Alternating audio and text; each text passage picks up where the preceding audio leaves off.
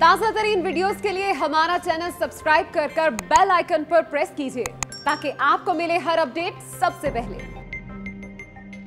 2019 के इक़दामात ने माहौल को बिगाड़ा कैसे, उसका जिम्मेदार कौन है? Corrective mechanism, conducive environment create करना जिम्मेदारी अब किसकी ठहरती है?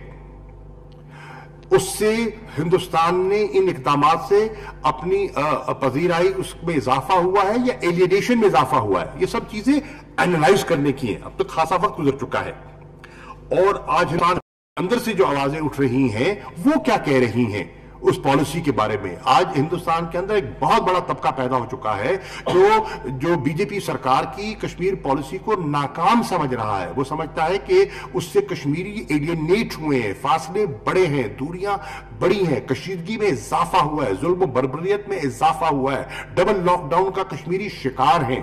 ये सब चीजें सामने आई हैं और इस पर खुल के बात हुई और हमने उनको बताया कि पाकिस्तान और हमारी हुकूमत, वजीर आज़म इमरान खान की हुकूमत तो पहले दिन से कह रही थी कि आप अमन की तरफ एक कदम उठाएं, हम दो उठाने के लिए तैयार हैं। कदम उठाने से कतराना कौन है और जो मनफी इक़दामात हैं उसको रिविजिट किसने करना है? हिंदुस्तान अगर उस पर नजरसानी करने के लिए तैयार है, कश्मीरियों को रिलीफ देता है, उनके लिए आसानियां पैदा करता है और उनका जो तशख़्ख़ुस जो पामाल किया गया है उस पर नजरसानी करता है, तो Pakistan is willing to engage. हम तो अमन चाहते हैं।